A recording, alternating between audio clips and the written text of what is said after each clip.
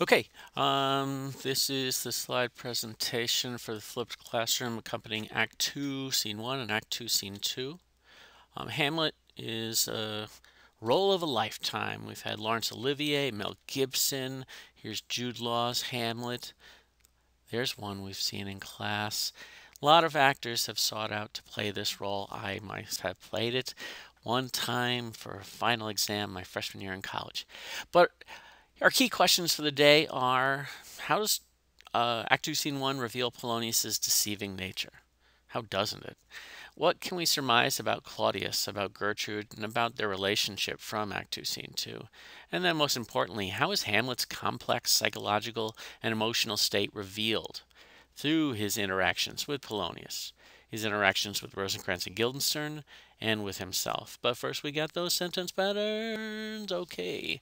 First off, 8, an introductory series of positives. Now, if you need a refresher of what a positive is, go back to the first presentation where there's some grammatical terms explained. This one has a positive, positive, positive summary word, subject, verb. The key summarizing word before the subject may be any one of these, like so. Oppression, vanity, possession, passion, which serves as the awakening's main source of conflict. The petty, the wronged, the fallen, the cowardly, the righteous, the deluded, each plays a role on the stage of Shakespeare's vast human drama. And here's another one for you patriots out there. Our pattern continues with 9. This is an internal series of positives, taking them off the front, putting them inside. And these can be enclosed by a pair of dashes or parentheses, which sends slightly different messages. Parentheses set off information that's less important or could even be omitted. It's as if you have your hand up to your mouth to conceal what you're saying or to direct your words to a special audience. Example of that sentence: Newfoundland, barren rock, mystical ambiance. Newfound land bears coil's rebirth. And then here's a variation on that, just a single positive. A barren rock, Newfoundland, serves as the fertile soil for coils. So let's get to Act 2, Scene 1. This is all about Polonius and Polonius's deceptive ways. Having just told his only son, last time we saw him, "To thine own self be true, and it must follows that thou canst be false to any man," Polonius sends Ronaldo to spy on Laertes in Paris. What's he doing that for? Inferences on character? They're pretty blatant.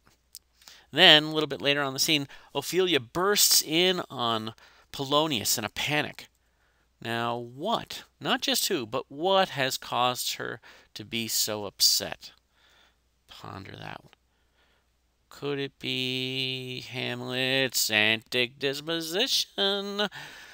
It could be. Well, surely it is, but why act that way towards Ophelia, whom later Hamlet will claim to love, unless, perhaps, he knew exactly where she would bring that info, and he knew what Polonius would do with it. But let's talk about craziness for a moment. What do we mean when we say someone is crazy? Is Charlie Sheen crazy? Was Jarrett Loftner crazy? He's the man that nearly shot and killed Representative Gabby Giffords in Arizona. We all probably recognize this guy. Is Lindsay Lohan crazy? What do we mean? We use it in all kinds of ways to offer all kinds of situations.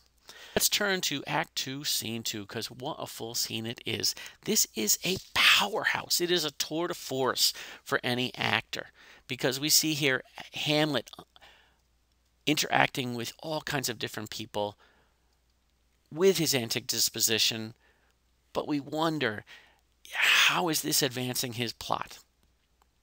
The King and the Queen welcome Rosencrantz and Guildenstern, two new characters who are boyhood friends or childhood friends of Hamlet. Then the King and the Queen and Polonius spy on Hamlet. The King has to deal with foreign policy. And Hamlet will tool Polonius. Rosencrantz and Guildenstern will question Hamlet about his moodiness, and then Hamlet tools them. And Hamlet does, in a moment of sincerity, ponder the paradox of human existence. In a famous passage, what a piece of work is man.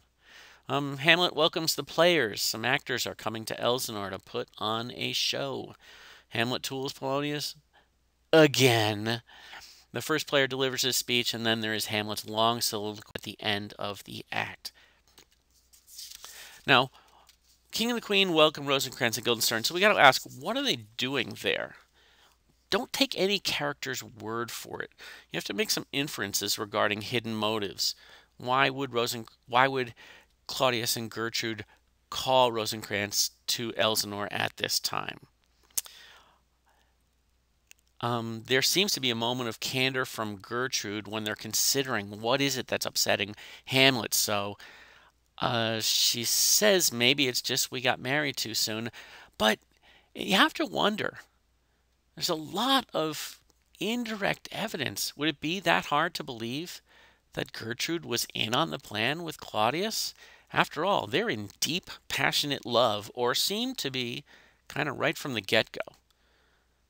Maybe something was going on before. Then the king has to deal with foreign policy as Voldemort and Cornelius come back. The news from Norway seems to be very good from Claudius's perspective. At least that's something he doesn't have to worry about. Or is it? The king and the queen, Polonius, plot to spy on Hamlet. Polonius shows some intercepted love letters. Do they show Hamlet's authentic love for Ophelia? After all, Hamlet knew where Ophelia was going to go when he acted crazy. Did he know where the letters were going to end up?